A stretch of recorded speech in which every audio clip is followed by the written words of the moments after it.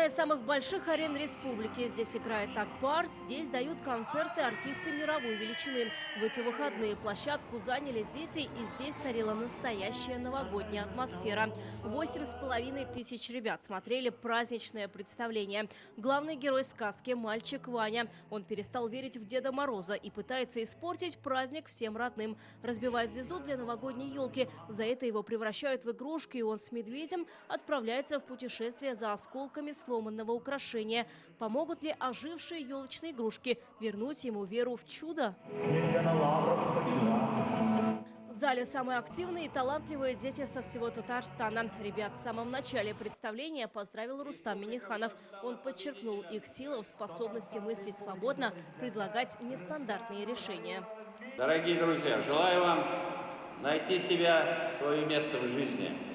Главное не отступать и не сдаваться. С вами ваши родители, учителя, наставники, весь Татарстан. Мы будем рядом, будем помогать вам и восхищаться вашими успехами.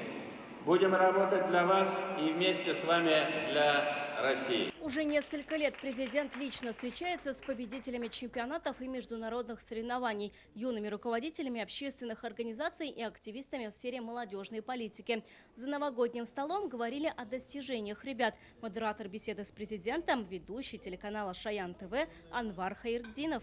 Спасибо большое, что мы на этой встрече сегодня с вами. Здесь собрались лучшие ребята, лучшие из лучших. Президент сразу обратил внимание на 9-летнего Андрея, самого юного участника встречи. Он выиграл чемпионат России по брейк-дансу, в планах Олимпийские игры. Здесь же продемонстрировал свои навыки Рустаму Минниханову.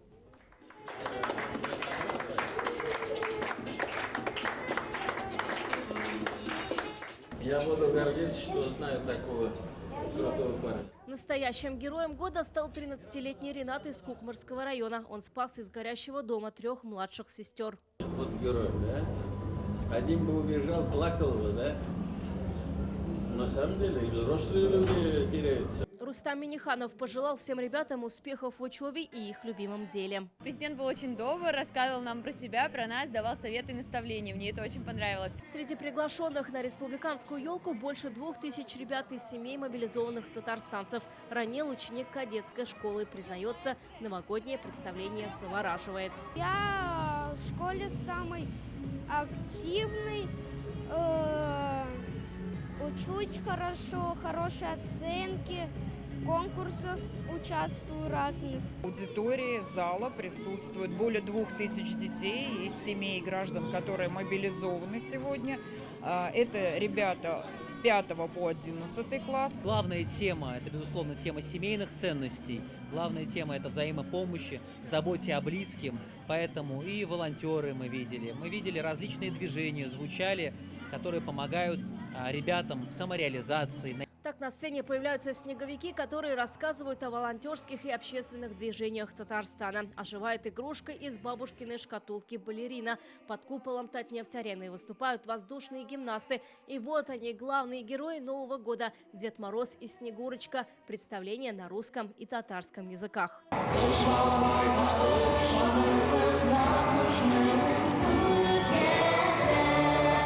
Да, серьезно, я еду на республиканскую елку, потому что мне много говорят, что тут очень классно. Я в первый раз сюда приехал, впечатления очень крутые. Я весь год очень старалась, занимала первые и вторые места. И наконец-то пришла на эту президентскую елку. Нам еще подарили вот таких классных зайчиков. Хедлайнером программы стал известный российский певец Ваня Дмитриенко. Это он сыграл главного героя новогодней сказки, а после выступил для юных зрителей. Вероника Гайнудинова, Данил Филатов, ТНВ, Казань.